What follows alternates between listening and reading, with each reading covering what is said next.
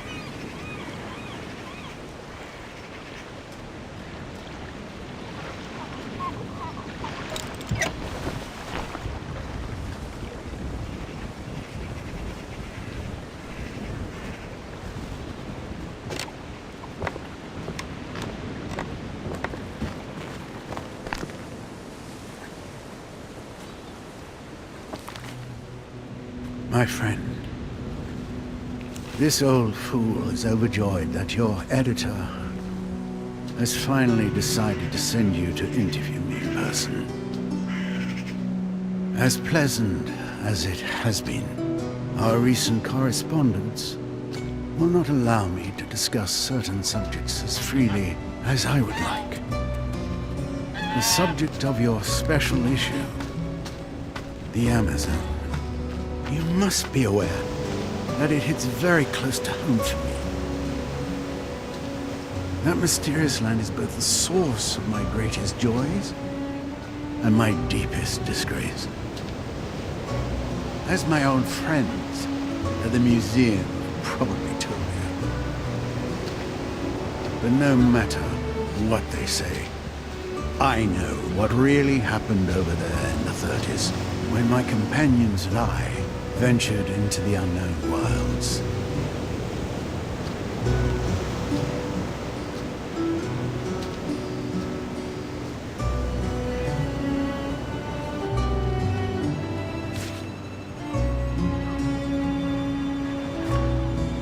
My friends and I, we caused harm.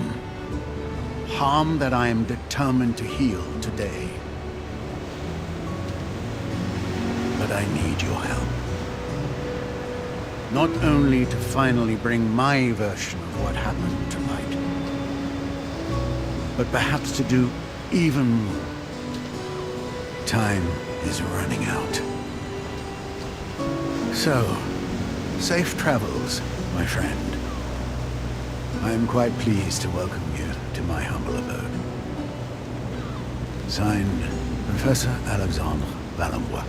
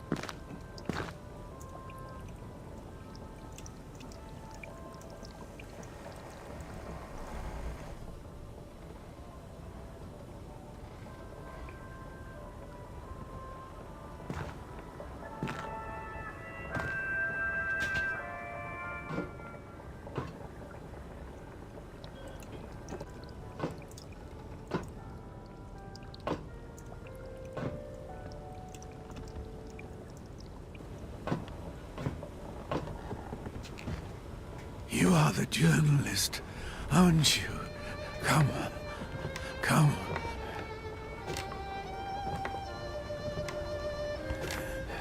Amazon.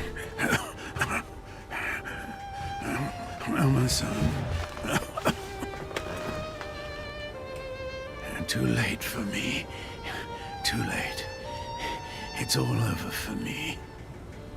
I'm no longer in good health, my friend. It's a pity, but what can I do? In any case, Amazon, all that. No one ever believed me. So,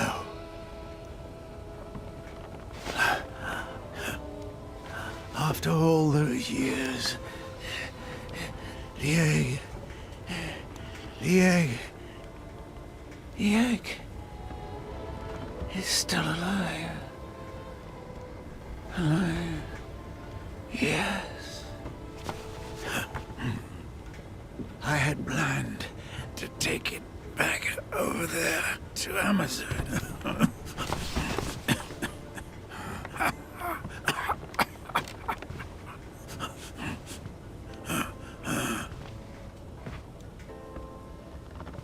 My expedition was ready and all planned out to the smallest detail. And now I have no strength left.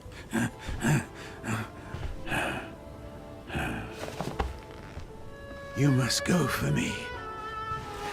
You must go. Take the egg back. Take the egg of the white birds back to Amazon. I beg you, please. You will find everything you need right here in the lighthouse.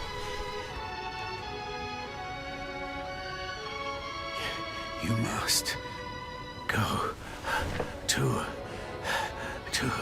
the basement. Please. You must help.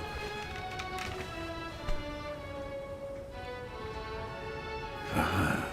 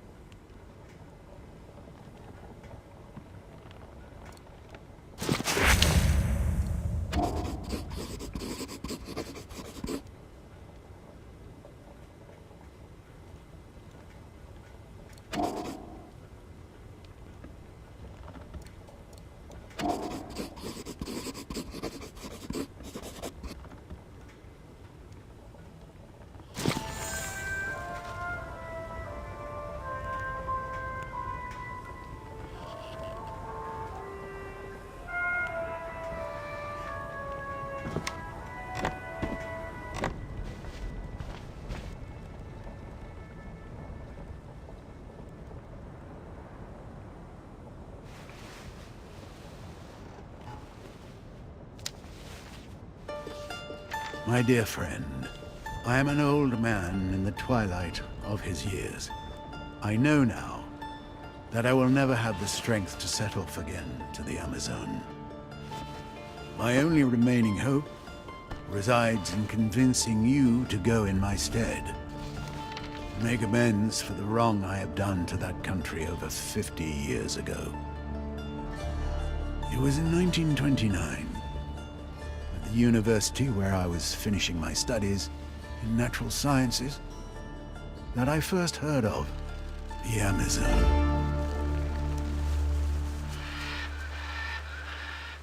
I befriended a young law student from that country. His name was Antonio Alvarez, and he was later to become the despotic leader that we now know today. He suggested going with me as my guide and interpreter until we got to the last steps of civilization in his country. A second companion was to join me, the Reverend Father David Makowski, who was burning with desire to perform mission work among the inhabitants of those regions forgotten by the Creator. We set off, therefore, one morning in June 1932 on board the Hydra float, a revolutionary invention of mine. Unfortunately, this first prototype had several imperfections. The mechanics of the craft failed us on the way near Shipwreck Island. A large number of sperm whales had settled there. I feared that we might have hit one of them. It was only by a miracle that we set foot on the shores of the Amazon. But already, my friend, I realize that I'm only at the beginning of this tragic story. If you want to find out about what follows, it will be waiting for you in the basement. Your next destination, should you decide to replace me for this new journey.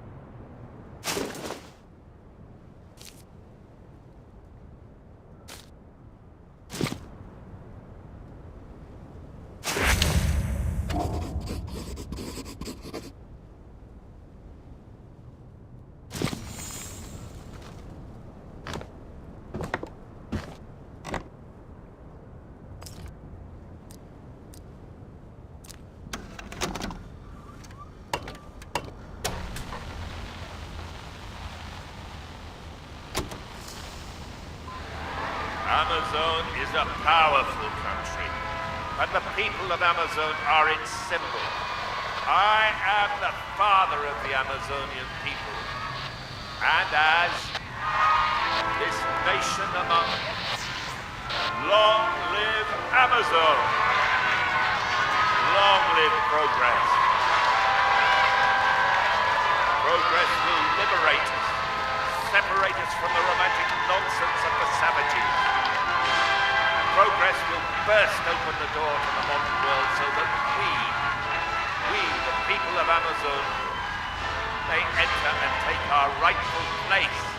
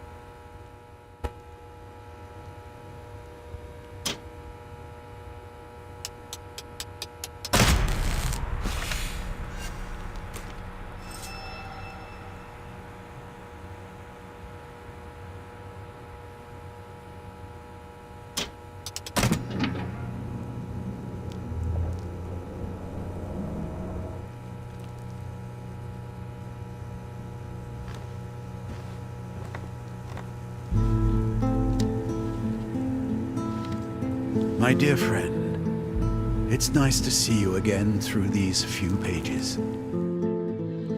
The previous ones ended with my arrival in Amazon with my comrades, Alvarez and Makowski, in 1932. For some weeks, all three of us traveled to Puebla, a fort village upstream of the river Amazon Delta. It was there, in the mouth of an old drunken and erudite Indian, that I first heard of the great white birds. The white birds are dependent on the imposing volcano that rises above the Amazonian jungle. They are majestic skyships of sorts. They glide interminably, taking advantage of the thermals created by the heat from the craters. Every 3 years, one of the females of the colony abandons a single egg that will, all by itself, contain the entire next generation of white birds. But the embryos contained in the egg are subject, it seems, to a brutal alteration in their chromosomes due to the toxic gases that escape the volcano. Left to its own devices, the egg would hatch nasty little black birds with a precarious existence. It is at this point that the intervention of the Ovo-Volahos, an indigenous tribe descending from a very ancient and famous civilization of white bird worshippers, takes place. Ignoring the warnings of my companions, I set off towards the unknown, with the old Indian as my guide. After a month of traveling, I reached the Amazon Falls.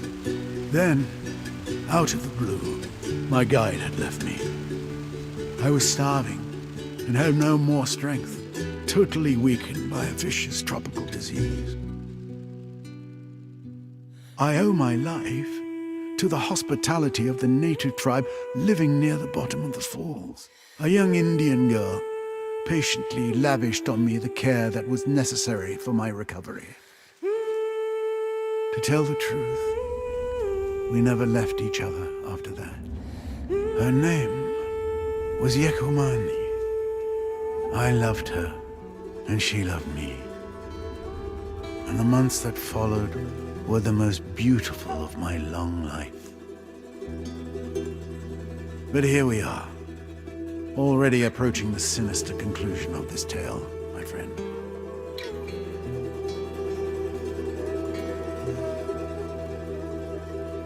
There is still time for you to turn back. But if you decide not to, the end of my story is waiting where you...